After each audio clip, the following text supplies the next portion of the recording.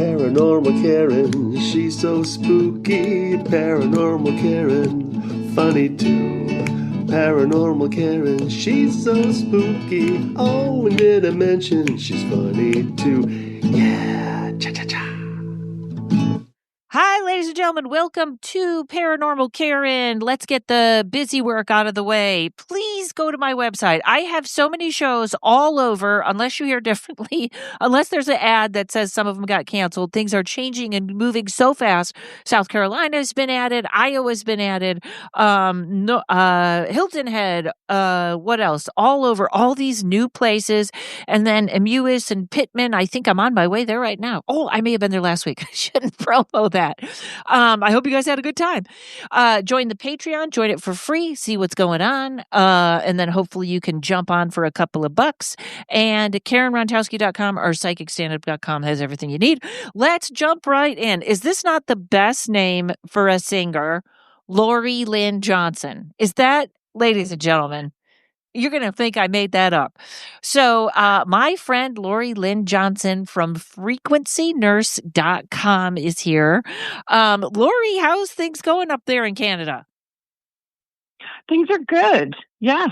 Now that spring is finally sprung, and I know this will come out a little later, but right now we're enjoying coming out of winter and getting into the spring. And I can't wait for you to become the 51st state. Oh my God, is that not the dumbest thing you've ever heard? All right, we'll skip right past that. Lori, I have talked to you quite a few times, and you have this fabulous story, starting with I'm going to jump right in but I'll tell you folks, Lori does frequency healing. We're going to get to all that stuff, but her story is wonderful. You had the thing everyone loves, the thing I wish I had. You had a near-death experience when you were 9 years old. How did that come about? So it's not a typical near-death experience, and so when I thought about it as I aged, I kind of discounted it. But as I look back on it, I can see what it was. So we're on a school trip. Back then, in public school, they would take us periodically a couple times a year to a conservation area, and they'd give us maps and compasses and try to teach us, how to, survive in the wilderness, perhaps, maybe because it's Canada. 4-H, we used to have that here.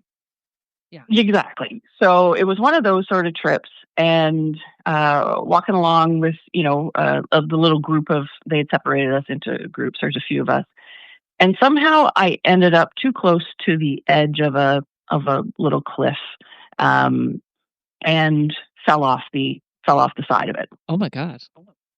And as I started to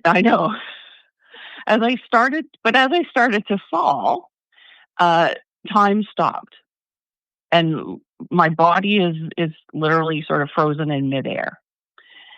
Now, I did not see any light or beings or anything like that, but telepathically, I had this communication that said, if you continue to fall this way, you're going to hit your head on a rock at the bottom and you're going to die. And everything was very calm. I didn't feel any angst at all. And the communication was, and that's perfectly fine. If you want to exit at this point, you can do that. Or you can have a different outcome and you can continue to stay here. And what accompanied that immediately after that communication was I saw my life up until that time, in an instant. I saw the entire, events of my life in an instant. And even after everything was said and done, that was the part that stuck with me was, well, how could I have seen all of that time in one moment? But I did not experience a life review in the sense that people talk about now where, you experience your interactions from the viewpoint of the other person or anything like that. It was strictly, okay, this is what you've done so far. Mm.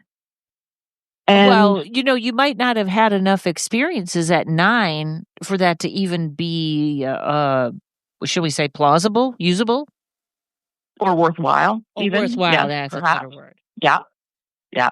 And keep in mind, this is happening, around like 1977. So there is really even no frame of reference for this at this point. And so I made the decision, no, I'm going to stay.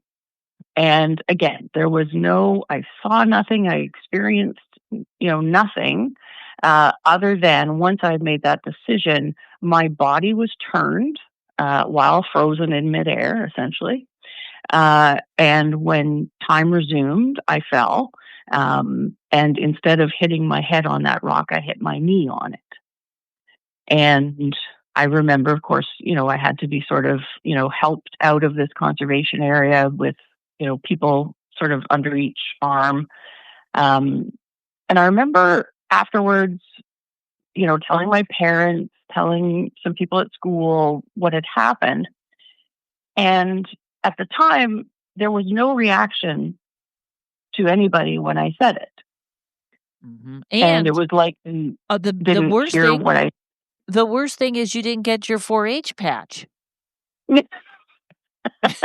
Did you? You should go back and complain to We didn't have 4-H. We didn't have 4-H up here, but I mean, all that really happened was Lori the Klutz. That was that's the patch they gave you. That sounds awful.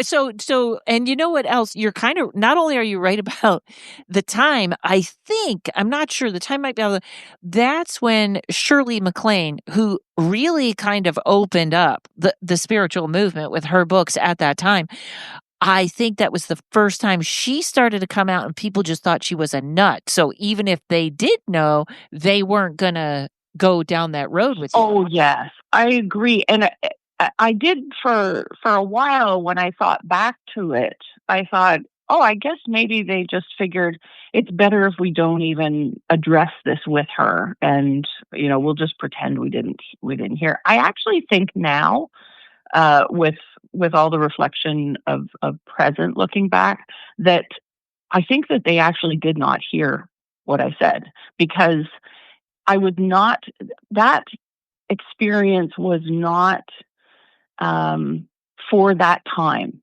in my life. That experience, because what happened to me, later in my sort of true spiritual awakening, it helped me to look back and go, oh, remember that weird thing that happened to you when you were 9 years old? That this world is different, and this, your experience of reality is quite different. But it was like that experience at 9 sort of, it got tucked into the back of my mind. And it would pop up, every now and then. And I always did have an interest in near-death experiences throughout my life, probably, of course, because of that. And, but I always sort of thought to myself, well, you didn't really have a near-death experience because you didn't die. Or you didn't, but I mean, I'm sure I feel comfortable with you calling it a near-death experience if I'm in charge of that. I do too now, yeah. You could even call it an angelic intervention, but it's kind of the same thing. And, Dave Schrader, Dave Schrader is like my favorite, if you're going to listen to radio, he's not on George Norrie anymore. He's the best. And he had an experience like that. I know 2 people that have had that same experience where he was in a car. I believe it was Dave. Maybe it was Carl. Yeah. But it was in a car that was rolling. And as they're going upside down, it's in such slow motion that he's saying to his son, hey, I'm really sorry. And his son is like, yeah, it's going to be okay. Or something like that, where the whole thing, like, yeah, exactly what you're talking about. Well, and I do know I've heard a couple other ones throughout the years where it's been a stoppage of time. Yes, and then there's sort of been an intervention, but I don't hear it very often, and I didn't hear it for many decades. And so, I discounted it for a while. Yeah, I experienced the slowing down of time a lot at the laundromat for some reason. It slows way down. All right. So no one really heard you. And as you come along later, you're like, hey, this was something. Yeah, but interestingly enough, it did not, like, I spent the rest of my sort of, into adulthood without any sort of spiritual leanings. It didn't sort of open me up to that at that time, like it does for many people. I sort of lived what you would call a very typical life, and I wanted to be in medicine. I knew that. I enjoyed music, and I became a nurse. But it didn't. There was nothing sort of spiritual. I didn't explore. Even when things started to become more in the mainstream with tarot or psychics or that sort of stuff. Mm-hmm. It wasn't anything that I discounted. It just wasn't anything that I felt drawn to for a number of years. And so, it wasn't until around 2016, 2017 that things started to open up, and I had what we would call, a typical spiritual awakening. And can you tell me about that? Yeah. So, I mean, everyone's is different. Bizarre. Yeah. Very. And again, this is where there was so many strange things, and it was helpful for me to reflect back to that moment and go, okay, this is not the first time you've had something, really unusual. So, it began end of 2016. I had always loved music and singing, but it was something I did, as a hobby. And when I was an adult and I could finally afford it because my family couldn't afford it, I took voice lessons, and I enjoyed that. And I got to study with Elaine Overholt in Toronto, who is a very famous vocal coach. She was a vocal coach for the movies Chicago and Hairspray and Coda. And she was on the Ellen show and things like that. So I studied with her, but it was all, I didn't perform, like in a band or that sort of thing. Mm-hmm. And so one day on talk radio, I hear about this thing in Toronto called the League of Rock. And it was essentially for people like myself that, play an instrument or sing, but you don't have people to perform with, play with. And so for 10 weeks, they would put you all like a baseball league into teams or bands, and you would practice every Wednesday night at a great rehearsal space in Toronto. And you would prepare 3 songs, and at the end of the 10 weeks, you do a concert for your, family and friends. Wow! But it was cool. It was so cool, and I signed up and ended up with this great group of guys in my band who had done it a few times before, and were so kind to me and welcomed me and gave me lots of confidence. But the other neat thing that part of this did was you went to a very, at that point, it's closed now, Metalworks recording studio in Toronto, which all the big names had recorded at. And you recorded one of your cover songs. And they brought in a professional producer, and, you got to feel like a rock star. Mm. So, do you remember what songs you sang? Okay. The one we recorded was, now, of course, things fly out of my head. Paris by, oh, God. I can't remember that song. I can't think of them now, Karen. That's okay. That's all right. Don't worry about it. So I know. So you got so you meet your first. So we're in the recording studio. Yeah. So we're in the recording studio. We're recording. We've done the recording, and they're mixing it as we're there, and we're just kind of hanging around waiting and feeling excited. And the producer came up to me and said, "What's your story?" And I said, I don't have a story. I said, like at the time I owned a home care company, and I said, I'm a nurse. I own a home care company, and I like to sing. And he said, well, he said, your voice is great. He said, I love it. He said, have you ever considered recording? And I'm like, oh, no. Like, oh, no. and he said, well, he said, I'd be interested in working with you if you ever want to do that. And he said, can I have your number? And I said, okay, sure. And I gave my number. And I remember driving home and calling my husband saying, yeah, the producer took my number. I said, I'm sure he, was being very kind and whatever. Well, also, but he called the next day. It makes me think of the and I know it isn't this, but hey, have you ever done any modeling? Here's my number. Yeah, I know. Exactly. Did you go to Barbizon? Did you go to the Barbizon modeling school? You look like a model. Exactly. So I sort of, dismissed it for sure. But he called the next day and he said, I didn't want to talk too much to you in front of the other guys in the band because, I didn't want to work with them. And I'm like, okay. So we got together and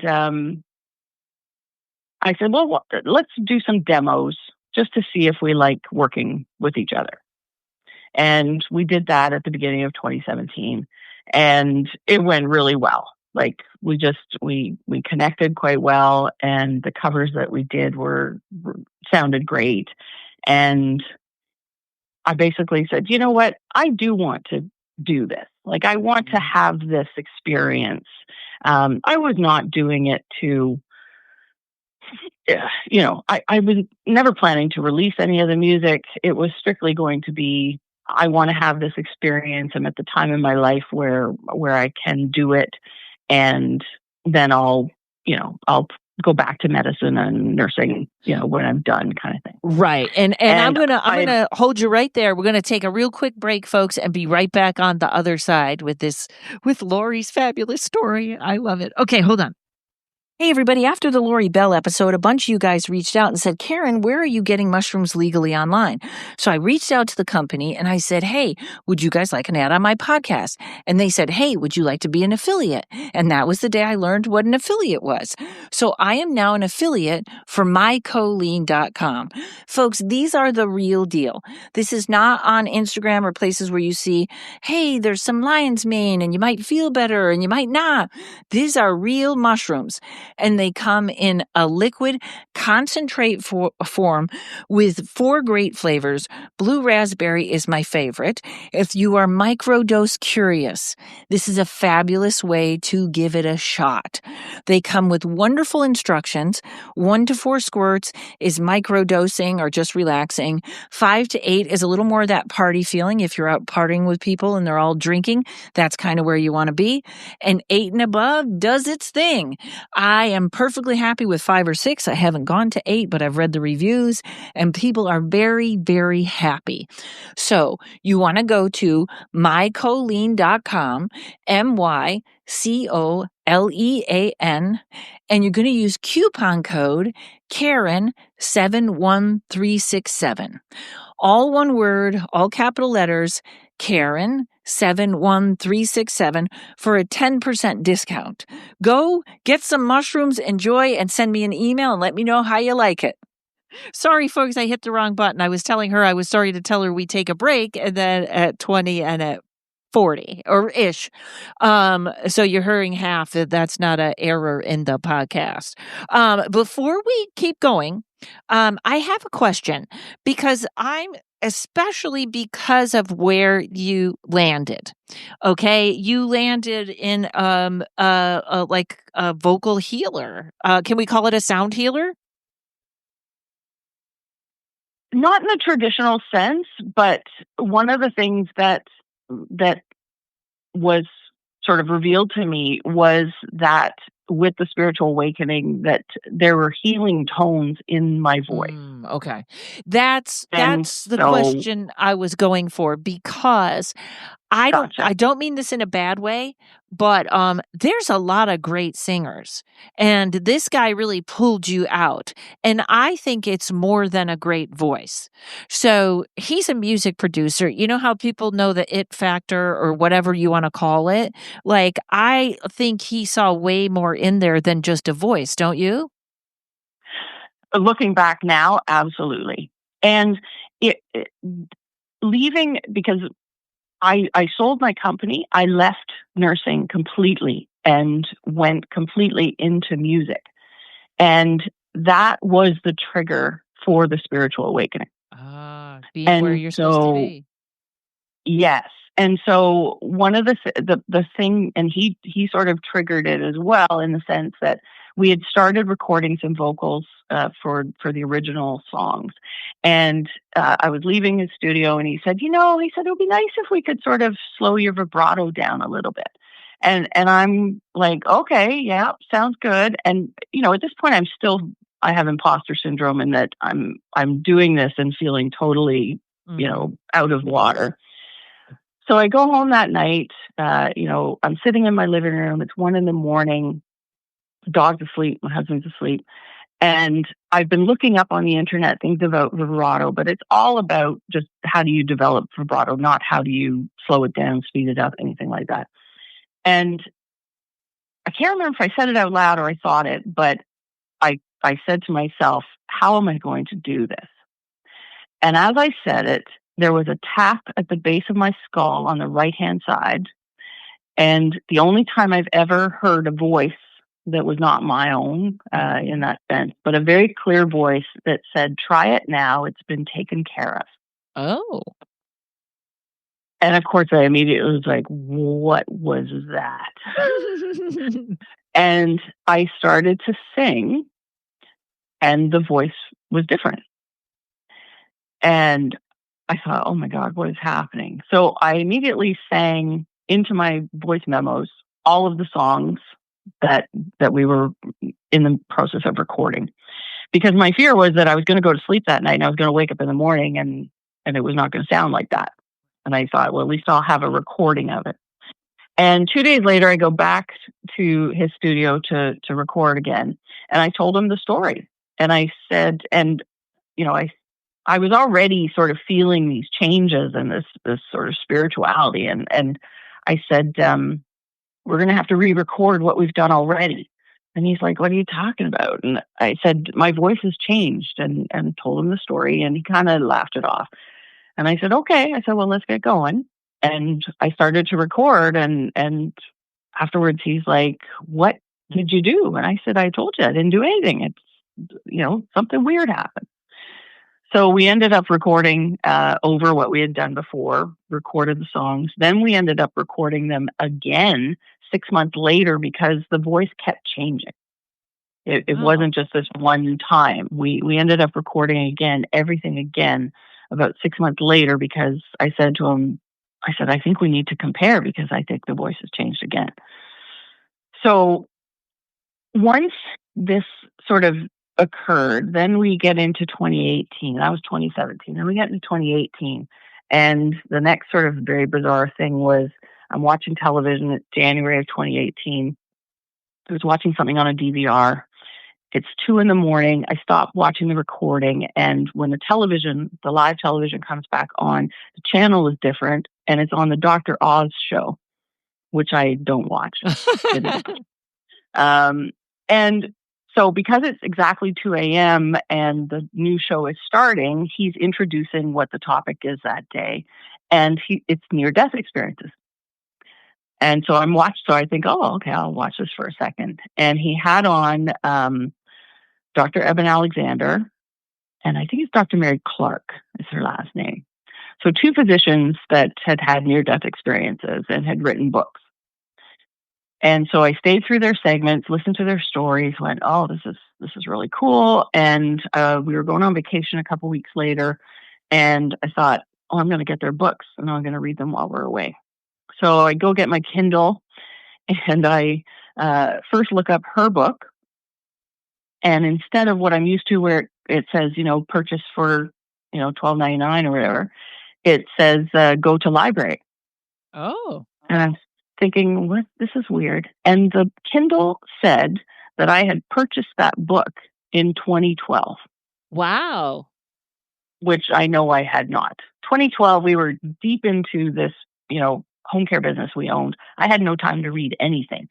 So I was not purchasing books. So I'm like, Okay, well, this seems like something. And then I looked up his book, and I had not purchased his book, so I bought his.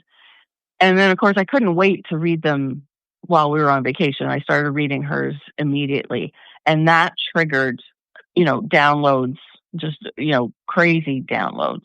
And I started what I now feel is that I tapped into Christ consciousness, because all of a sudden, I wanted to go find people on the streets of Toronto and, sort of give them money and sit on the ground with them and hold their hand and talk to them. And there was just this, overwhelming. I mean, obviously, compassion for me is sort of normal. I went into a Nursing, healing profession, but this was overdrive. It was just, and I remember going to Chicago one weekend in that sort of 6-month period, and walking down Michigan Avenue. And of course, every corner has, people, homeless people, with cups and stuff.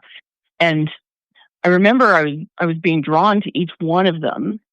And I had the thought, well, you can't help all of these people. And as soon as I had that thought, I received the intuition of, you just need to demonstrate to others. And I could see this vision of, when I would go up to somebody on the corner, somebody else, half a block back sees that, and it triggers in them, oh, she's doing that, I can do that. And that there's this sort of cascade, and it's not about that you have to help everybody. It's being sort of a demonstration to others to just show them what the possible choice they could make. Oh, that's very interesting, to almost like start a trend in a good way. Exactly. Yeah. Just be a model for others to make a choice from. And that was the sort of stuff that was happening at that time, throughout 2018. So I kind of felt like that was enough. And at that time I was going to, intuitive people. And what I was hearing from them was, "What, you don't need to be here. You can do all this yourself. You are open. You've received downloads directly from source. All this sort of stuff." And I said, "Well, I'm not experienced. I was not having mediumship qualities. I was not seeing dead people. I was not like we think we're supposed to because of the movies or whatever." Exactly. And I realize now that was that's how I was couching it. And so but I wasn't upset. I just sort of said, well, either it's the wrong time for that, or that would distract me from what I'm supposed to be doing at this time. So I didn't really care, but it was just, everybody was sort of saying, oh, you're already open. Don't worry about it, kind of thing. Right. But then 2019 came, and I felt called to go to Sedona. And again, I was still at that time really not feeling spiritual in the traditional sense of what we know. But I knew Sedona was a special place, and I knew sort of about the vortexes and that sort of thing. And I said to my husband, how would you feel about going to Sedona for a weekend? And he said, sure, okay, sounds good. And I booked a tour guide for a private vortex tour. And we went to Bell Rock first, and we were there for about an hour and felt nothing. The guide didn't feel anything. We didn't feel anything. And after that, we went to Cathedral Rock, and that was where things got really, really crazy. And so we hiked up a short distance, found some shade, sat on the rock, and I sat on the rock. I'm sitting sort of cross-legged, and within a few minutes, I can feel like my back is being drawn down behind me onto the rock. Like laying down or just yes, energetically? Okay. Yes, laying down. And I can feel my body just in minuscule amounts just being moved and drawn. And so after a couple of minutes, I am now lying on the rock. I draw my knees up, so just my feet there, and my knees are up, and I'm lying on my back. And then time stops again, and there's a loss of time. And next thing I know, I'm sort of waking up. But what I didn't realize was the guide and my husband, the same thing happened to them. And so we Oh, all this sort was of a came 3 to it. time? This was a 3 people happened to. That's Yeah, fascinating. Ah. yeah.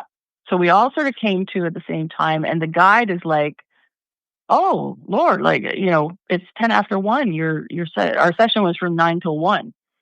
He said, "I've got to get you back to your hotel," kind of thing. And we're like, "Okay." And again, we had no remembrance of anything that had happened during that time.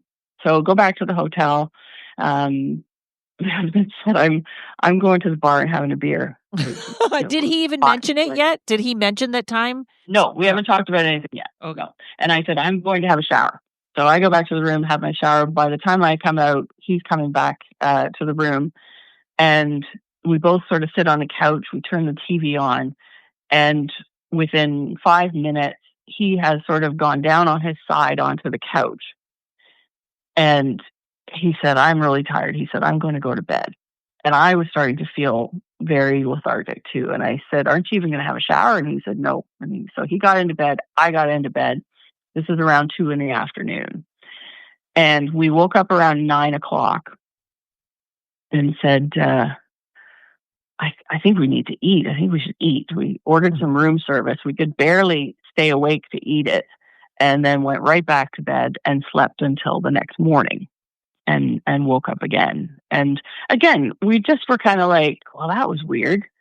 I guess we got too much sun, or I guess we got too, It's hot. tired from, Yeah. yeah. But We just sort of, nobody still, you didn't say anything and he didn't say anything. When did you guys finally come together and go, hey, I think something happened? not for ages. So it wasn't until, again, I still didn't really know what had occurred.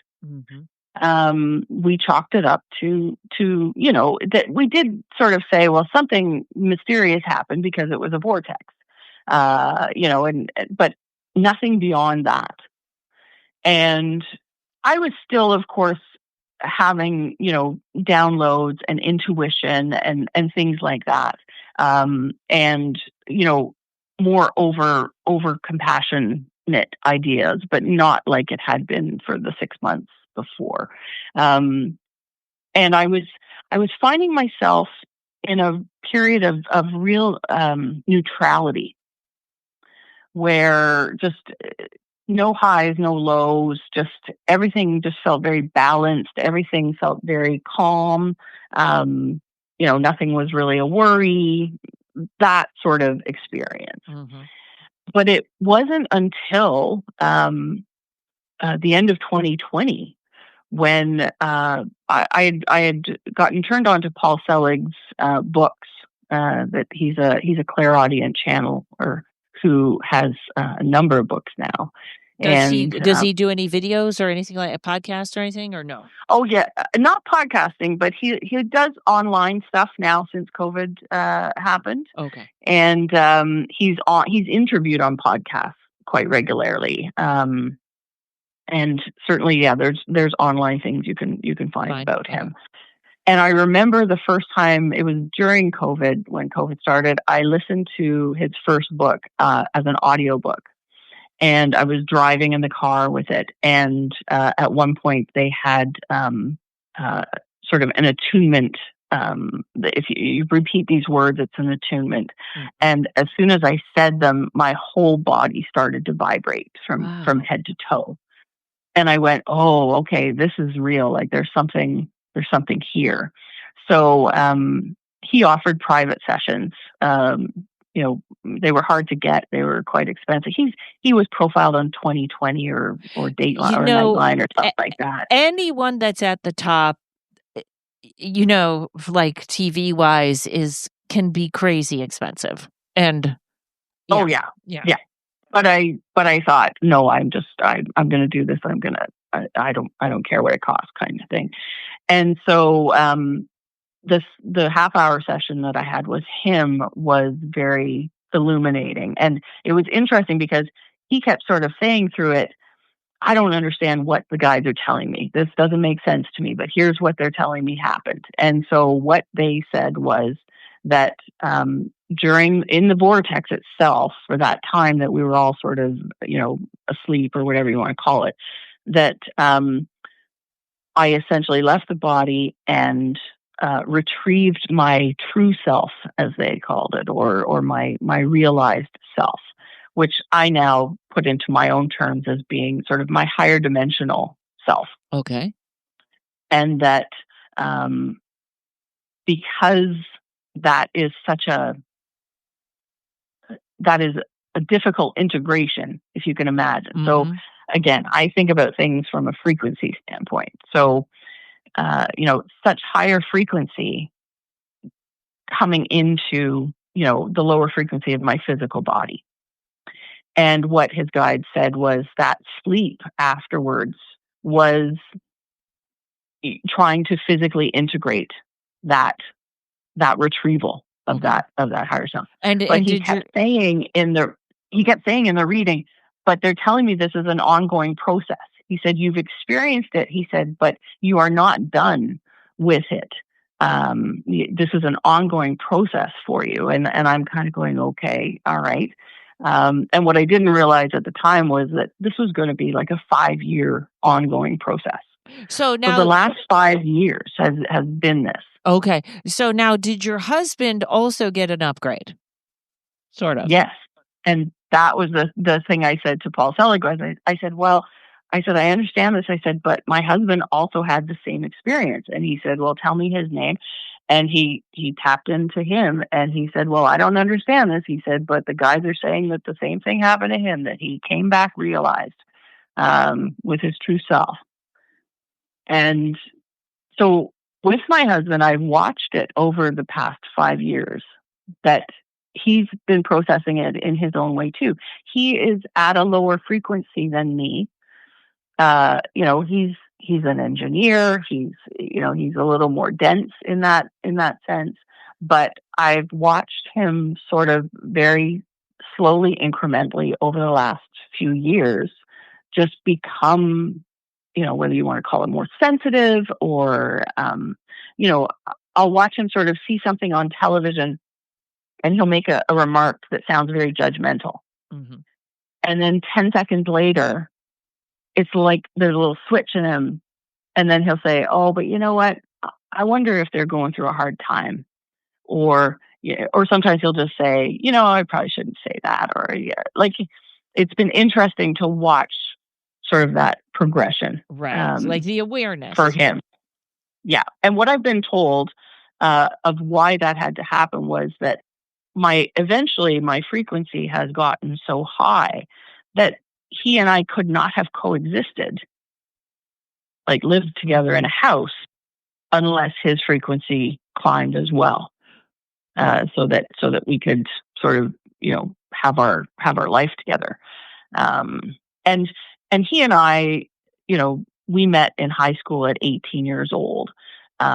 We don't have children. We actually knew at the age of 19 that we did not want to have children, that we were not to have children, kind of thing, which I think is also part of this whole plan of this life for what I'm doing now. And so we are meant to sort of be together. He's a great balance for me and helps me ground for sure. But he went through a similar experience. So now, and has his life changed more, or he's still sort of the same, but at a better frequency? It's like he just follows maybe a year or two behind me. So, I kind of felt, 3 or 4 years ago that we need to sell the house.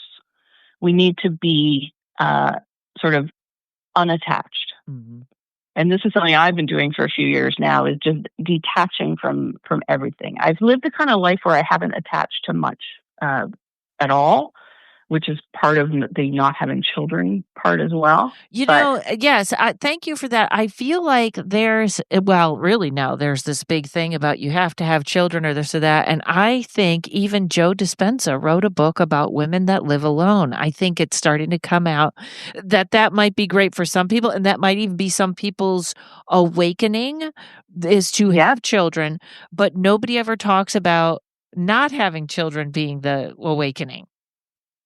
Oh, for sure. And when I was at my age, when I was telling people in, 1990, 1992 that I was choosing not to have children, the response I got was crazy. And I remember even in high school, Phil Donahue every now and then would have a show, and there would be 3 or 4 couples up on the stage, and the show was because they have chosen not to have children, even though they could have biologically. And the audience was so vile to them. Such horrible and you names. know what? We are there again. Maybe not in Canada, but I will tell you, all these right-wing pundits that hate and judge women. I was listening to one night, watching a woman, and he's going, she looks like she's lying. I know she wants kids, and she just can't. And it's like, holy cow, is that made to oppress women? Okay, hold on one second, folks. We will be right back. Hi, everybody. Do you love everything paranormal, supernatural, or otherwise spiritual? Well, of course you do. You're listening to Paranormal Karen. If you like some humor sprinkled into your morning commute or wherever you listen to your podcast, we don't judge. We've got the most fantastic paranormal podcast for you. I'm Dana. I'm Matt.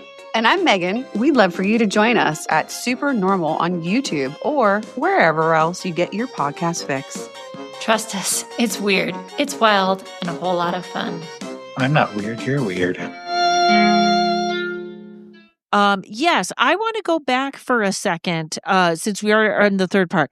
When people say awakening, what does that mean to you? Does that mean the world looks different? Does that mean you believe in more? How would you put that? That's a good question. No one's ever asked me that. Let me think.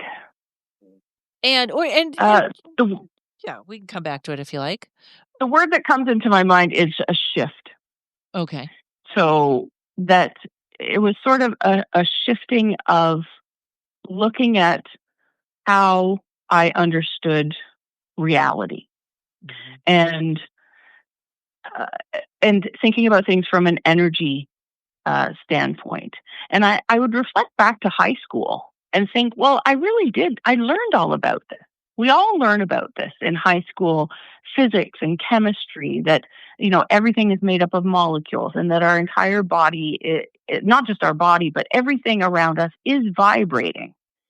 But that sometimes it's vibrating at such a slow state that things look solid. But we learned in high school that things are never solid, that things are made up of atoms and molecules. And we just sort of, then we learn it, and then we just sort of dismiss it and don't think about it. Yeah.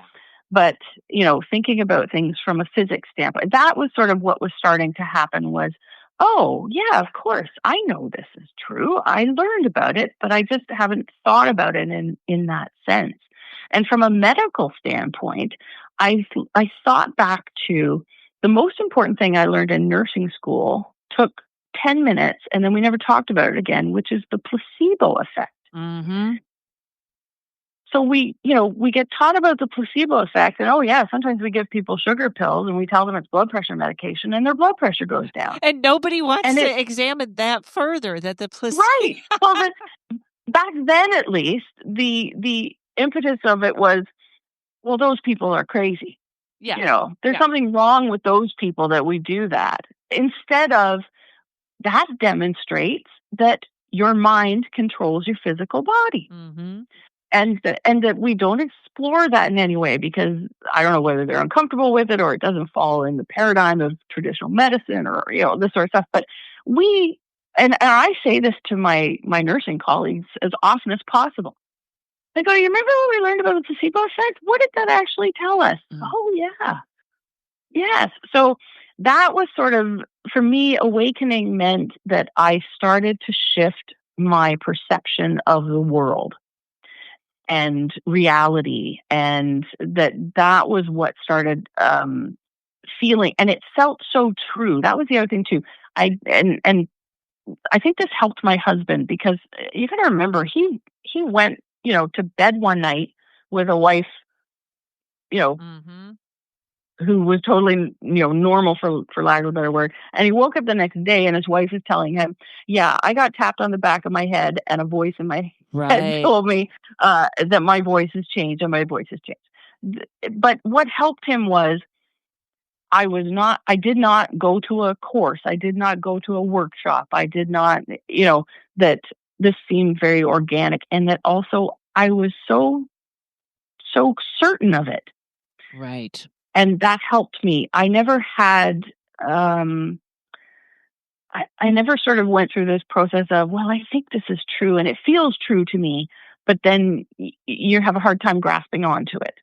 I was very fortunate that my downloads made me very certain that this was the truth, and that there was just no doubt in my mind. So when you were talking to this psychic or clairvoyant or whatever, did he say that it should come through singing? Did he reinforce that? He did. So the last thing we talked about in the reading was, I said, my last question is about music. I said, I recorded this EP and I released it, and it was right at the end of 2019, and then COVID happened, and I went back to an intensive care unit when COVID happened, because I felt like, A, it would be for 6 months, and B, that I needed to go and help, obviously. And then the music just sort of, got postponed. And I said, this is what I've been told, that there's healing tones in my voice. Can you shed any light on that? And he said, they tell me that's accurate. He talked about that I'm going to compose, some music, and, but he talked a lot about the resonance. And this, of course, does make sense. It goes back to physics that we learned in high school. This idea of, if you have two guitars in a room and you play a chord on one, the resonance will travel across the room and play the chord on the other guitar. Oh, that's right. So we learn these things, and that's what he was saying. He said, he said, it's tones in your voice. He said, but it's also the resonance and the frequency. And this, again, is what sort of drew me into this idea of sort of looking at everything from a frequency standpoint. That it's not just when I sing, it's also when I speak, and can also now be, actually channeling energy physically, frequency, and essentially I'm not healing anybody. That was also made very clear to me early on, that I'm not actually actively doing anything. I'm providing a frequency that gives somebody the ability, if they choose, to raise their frequency, to attune to it, and then have whatever experience from that they're going to have, whether it's, healing, what we call healing, improvements in your physical body, or is it going to be things that sort of, awaken you from a soul perspective, that sort of idea. So yes, that is something that I have the ability to do now. And that has, over the past 5 years, has gotten sort of stronger, or I don't know how to describe it, more impactful, as I've been able to integrate this higher dimensional self physically into my body. And I've had a lot of, physical sort of signs and symptoms as it happens with hives. I'll get hives all down the back of my neck, down my spine, sort of in chakra areas. I'll have, sort of for 2 weeks, I'll have tingling, in my left foot and my left arm. And, I now realize what that was is, I can sort of take a step up frequency wise, and then the body has to integrate it. And that takes a while. So when people come to you for healings, is it anything specific, or is it usually just general, like I'm feeling funky? It's It's variable, although I think that we are still so attached to our bodies that a lot of it is body. So, someone will say, I've got pain in my feet. I have some people that I help that are going through, chemotherapy, radiation, having a lot of side effects. And they say, I need some relief from these side effects. But it is also sometimes people that are very spiritual and say, I want to increase my frequency because I want to, have I don't want to say the word better, but I want to have a different experience of my reality. And I feel that increasing my frequency will do that. And so my sessions with people, they're pretty silent. So what happens to me in order to access that frequency is I have to go into almost like a theta state. And the person, and I do this with people all across Canada, United States, the world, on Zoom. And so that person, I tell them to be somewhere comfortable, couch, bed, etc., because they get into a theta state as well. Okay. And like that a is little hypnosis. what we need. Okay. Exactly. Yeah. So you kind of need to get yourself out of the way in order for that frequency to be able to come through. And again, I try to, at first, because I was a level 2 Reiki practitioner. I did that. I was drawn to that. But what would start to happen after time went on was I'd have somebody physically on my table and I'd be doing, sort of traditional Reiki. And I would just have this, feeling like I needed to sort of sit down and put my head on the table and sort of go to sleep. Mm-hmm. And I would fight it because, of course, I did not want to do that when somebody was there. Right. And then eventually I realized, this is the problem. For the higher frequency to come through, I have to sort of get out of the way and not sort of interfere. So the other thing I've stopped doing is I sort of kept thinking to myself, well, okay, I'll go in and I'll try to balance the chakras, and I'll try to. I kept sort of putting my sort of ego mind into, well, I have to do some stuff while I'm doing this, and now what I realize is, I don't know any better than the frequency, and so my primary role is to just channel that. And the other thing that's important that I've realized recently is it's not just about me being able to channel frequency that somebody else takes and then their body, does with it what they need to. There is also a co-creation that, the relationship that you form in that time of either two of you. I also do group ones where I'll do up to 3 people and myself. And that co-creation is so important for the collective sort of frequency of the matrix, whatever you want to call it, mm-hmm. that surrounds us. We're too isolated. We're too, caught up in this illusion of separation. And so having that co-creation creates whatever benefit, they receive, I receive on an individual basis is actually not as important as what is created in that moment, frequency-wise, that is able to help the collective and in these sort of chaotic times that we are experiencing.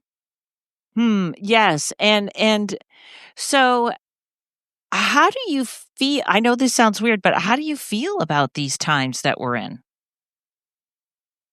So again, I live in a state of neutrality, which is very peaceful, which is very nice. And so I live these times, I experience these times, but I look at them as an uncomfortableness that is going to lead to such change and such improvement. You can have the analogy, I've heard some people use the analogy of, birthing a baby. Mm-hmm. But if all you ever saw was the birth, of a woman giving birth to a baby, you would think that there was something trying to kill her mm-hmm. inside of her, and how horrific kind of thing, if you never saw the afterwards. I had the analogy given to me, because I do receive intuition and analogies and things like that. The analogy I received, and I sort of had this intuition before the election, was that it didn't matter which person got elected. The only thing that would change was the speed. That the collective had decided that this evolution was coming. This raising of us was coming, and it was just going to be the speed. And I had the analogy of renovating a house. And so you can choose sometimes you can choose to live in your house while it's being renovated. And so they work on the kitchen, at one point. And so you're doing dishes in your bathroom sink, and you got a microwave in your living room, and you just don't have a kitchen, and you're working around it. And it's uncomfortable, but you still feel like, I'm still in my house. It still feels familiar. But it's annoying. Or sometimes you say, I'm going to move out of the house, and unfortunately, I'm going to go live with my in-laws, but they're going to get this done in 6 to 8 weeks. And so that experience is, I don't recognize anything around me. I don't really like living with these new people. They make me feel uncomfortable. I don't feel like I'm grounded because I don't have my house. But then it's over quickly, and you go back and you've got your new house, and you go, oh, I'm glad I did it that way. Or you do it the other way, where you have a longer period of uncomfortableness, but it's not as strange, and you still feel like you're tied to something you recognize. I think what is experiencing now, and I can say this for people in Canada as well, because it feels totally different to us as well. Yeah. The relationship that Canada and the United States has had is totally different. And none of us have ever experienced that before. So this is what I think is happening now, is this, we are losing any sense of familiarness. Everything just feels strange. And every day that it sort of comes, it's like there's something new is falling away. It's of what we remember. weird though, because I feel like the opposite. I feel like we're going back to Germany, 1930 or 19. You know what I like? All can be true. And here's the thing about reality, is that everything is true for someone. Yeah. There is no sort of universal truth. Yeah. My perspective, my experience is never going to be the same as anybody else, because it's being experienced by me. Yeah. And so, and this is where, we can have people, and we've seen it, and we struggle with it, this idea of how people can have a totally different reality than others, but look like they're living in the same space, time, etc. Mm-hmm. But of course, your perspective is your own, and so that's yes. Now, the other thing though is, I have the benefit of not having any fear. And that was, again, one of the huge blessings of that time in 2018, after I started reading that book from the Dr. Oz, episode, was I stopped experiencing fear and judgment of others. Mm. And it was kind of an instant sort of thing that has made the experiences that I've had since then a lot easier. But you do experience pain, correct? I mean, I know that's a weird question, but does it make sense? I experience the emotion of loss, but not so much pain. I don't experience suffering. Okay. And pain from what I would have called pain 5 years ago, I don't anymore. So I experience, things in my body that I would have called pain before, and now I view them instead as change, integration, just a necessary temporary occurrence, in a sense, in order to get to the other side. I like the analogy of when you plant a seed in the ground, to say you're going to grow a flower, right? Plant a seed in the ground, put the soil on, and water it. When the seeds start coming up, the seed feels great because it's evolving, it's changing. The dirt and the soil is very unhappy because everything had been great for the dirt and the soil. Mm-hmm. It was having a great time. And now all of a sudden, everything is getting pushed around. It's getting shoved out of the side of the way for this seed to have its sort of, natural path of evolving into the flower. Right. So what's your perspective? If you have the perspective of the dirt, that event occurring is very uncomfortable for you. If you're looking at it from the perspective of the seed and the flower, you're going, this is great. This is what has to happen. And here I go. And so everybody is meant to have all of the different perspectives and experiences. None is right. None is wrong. All is valuable. The whole point of this experience is for Source, to experience everything. We are all just fractals of Source, having all of these different perspectives and experiences, and all are important and all are necessary, and none are wrong. Oh my And goodness. so- Oh, great. Excellent. And look at the time. Oh my God. I am so sorry, Lori. I was just listening.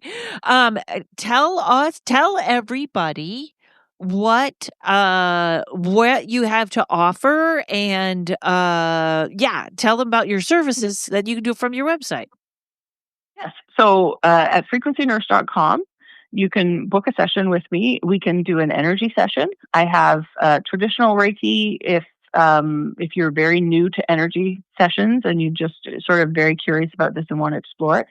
If you're more familiar with it and you've had sessions with other practitioners or myself, then I offer more high frequency quantum energy therapy. I offer both private sessions and group sessions once a month available at 1/3 of the cost of a private session.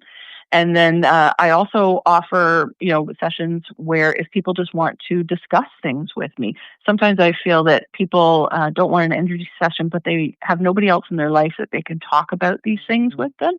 If they're going through awakenings, if they've had near-death experiences, if they're looking more for having, sort of guidance, spiritual-wise, then I offer that as well. Do when you do the groups, do they bring 3 people, or there's Nope. 3 people? You'll find the other Nope. 2. So once a month, there's 3 spots available. Now, if nobody else signs up, you end up getting a private session for 1/3 of the cost of it. There you go. Yeah, I want to have, and as those start getting booked up on a regular basis, then I will add more each month. Because again, I want this to be available to as many people as possible. That was wonderful. Well, thank you, Lori. Thank you for coming on. That was a wonderful episode. Thanks, Karen. And yes, and I didn't mean to cut you short there, but I'm taping somebody after, and I'm like, I better let that person know. But it was so great. No listening worries. to you. I'm sorry. Sometimes I can go on and on. No, I love your optimism. Okay, everybody, frequencynurse.com. Go check out what Lori does. And thanks, everybody, for tuning in. Thanks to Mike at Uno Rising Media. And hopefully I'll see you on the Patreon or at a show or in 2 weeks. Paranormal Karen, she's a spooky kind of queen. Paranormal Karen, she's an angel without wings. Comedian, ghost hunter, conscious exploring. She's a funny gal and a real woo pal. She's Paranormal Karen.